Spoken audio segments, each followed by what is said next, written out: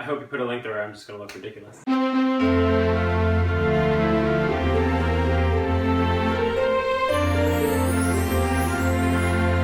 Week 15, can you guess what we're gonna do today?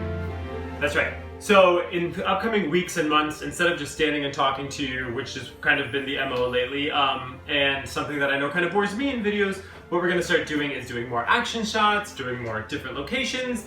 I'm sure you've seen plenty of my apartment, you're probably sick of it, it's not that fancy, but welcome to the kitchen. This week, I need to make some Christmas cookies. I've actually already made a bunch, but I need to make more. My parents come up every year from Florida to wherever I am, the last couple years in Colorado, now in Chicago, and since they're traveling, it falls on me to make the Christmas cookies. So I've already made biscotti and chocolate snowballs and thumbprints and gingerbread men, but my dad's favorite are these thumbprints, my mom's are these gingerbread men, and due to a misfortunate accident when I was purchasing the food coloring for the gingerbread men, I only was able to decorate them in blue, black, and a makeshift red. Who sells food coloring in packets of blue, brown, and black? That's ridiculous. First thing I need to do right now is roll out the gingerbread men dough, but I also have a question for you guys. So you guys who wear tights, I've just started wearing tights, and I mean guys literally, like guys specifically, men wearing tights when they run. When you run in your tights, do you wear shorts over them all the time? Because I noticed at that turkey trot that I ran, I was the only guy pretty much not wearing shorts over his tights, and it kind of made me self-conscious. When I go running on the trail at Lakeshore, there's lots of guys who go running in their tights and no shorts over it, and is it a modesty thing? Is it a comfortable thing? Comfortability thing? That was the word that I wanted, comfortability. Because I think that when I run in my tights, I don't necessarily have any less modest of a form than when I run in my tights and shorts, which I tried once, and my hips blew up like a balloon. So I think I would personally rather just run in the tights if it comes down to modesty. But I want to know what you think. So post below and let me know your feelings, your thoughts, your concerns, your deep inner fears. Let's talk this out. So this week what I really wanted to talk about the most is something that I brushed on in the weeks past, but is running with Vinnie, who's slowly starting to encroach in the kitchen space, but knows he's not allowed. Out, back, good boy. I have decided that I think I need to start running without him. When I was going shorter distances, like 5 and 6 miles, it was great, and I was making it home without any pain or problems, but now that I'm going a little bit further, more like 8 and 9 miles every time, even up to 10 or 11 once in a while, what I find is that he pulls just a little bit on the leash when we're running.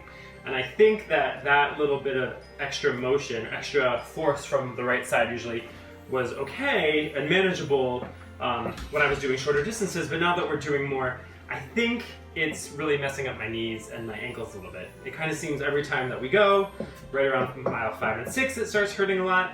And then what I'm finding is that I'm doing compensatory things to make up for that extra force in that direction.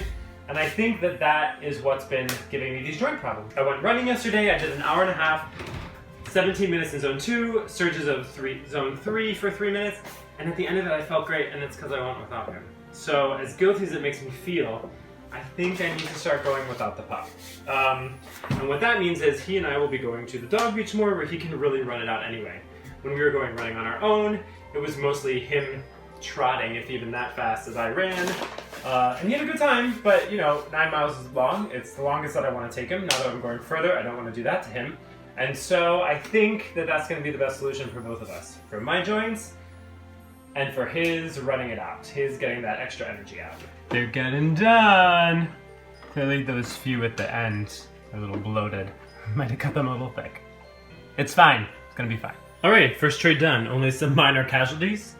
We have a joining of the legs and extended torso. We have a little bit of bloat. What else? He had his hand reattached. That will be easily covered with icing, but all in all, it looks pretty good. Here we go. They're pretty much done. Just have to decorate. But here is one from the last batch we did.